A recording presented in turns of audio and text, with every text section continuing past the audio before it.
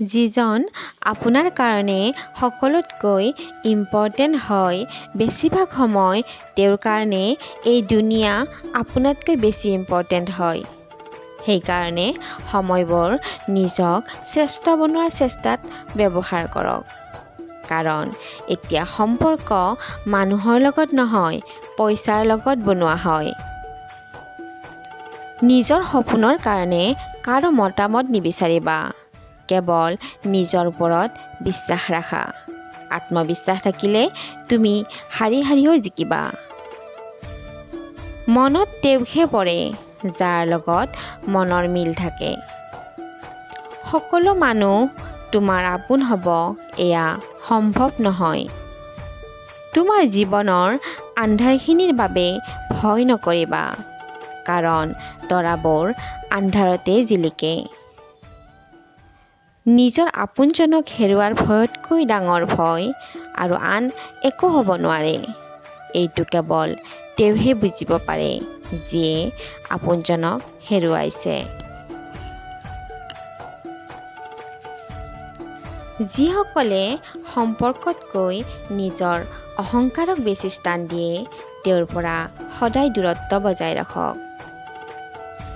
ধুমুহাক শান্ত কৰিব পৰা শক্তি আমাৰ হাতত নাথাকে। সেইকাৰণে নিজেই শান্ত হোৱাৰ চেষ্টা কৰিব লাগে। ধুমুহা এটা সময়ত নিজেই পাৰ হৈ যাব। জীৱনত এইটো নিয়ম সদায় পালন কৰিবা।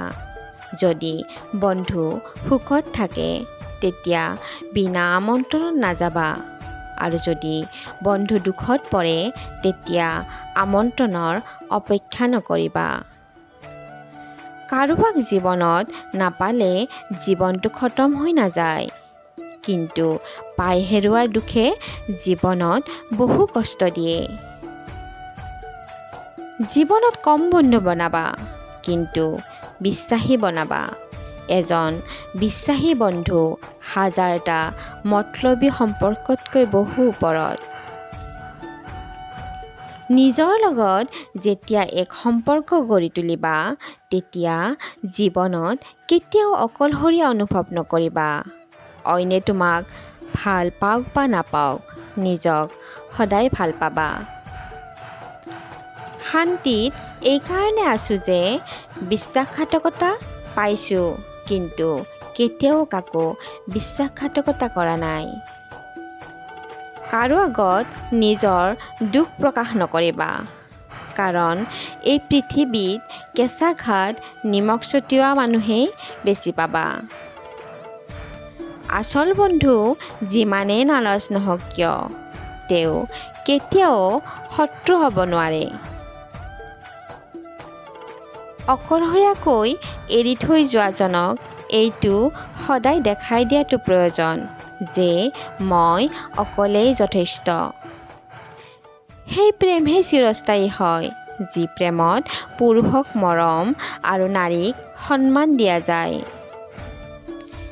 কেতিয়াবা কেতিয়াবা খং কৰাটো প্ৰয়োজনীয় হৈ পৰে। কোনে কিমান কেয়াৰ কৰে তাক বুজা যায়। অহংকাৰ তেওঁৰহে হয় যিয়ে সংঘৰ্ষ নকৰাকৈয়ে সকলোখিনি পায়। আৰু যিয়ে নিজৰ পৰিশ্ৰমেৰে জীৱনত সফল হয়, তেওঁ সদায় বেলেগৰ মূল্য বুজি পায়। আপুনি গুৰুত্ব দিবলৈ এৰি দিয়ক, মানুহে কষ্ট দিবলৈ এৰি দিব। যিয়ে আপোনাক মূল্য নিদিয়ে তেতিয়াহ'লে চুপচাপ তেওঁৰ পৰা আঁতৰি আহক।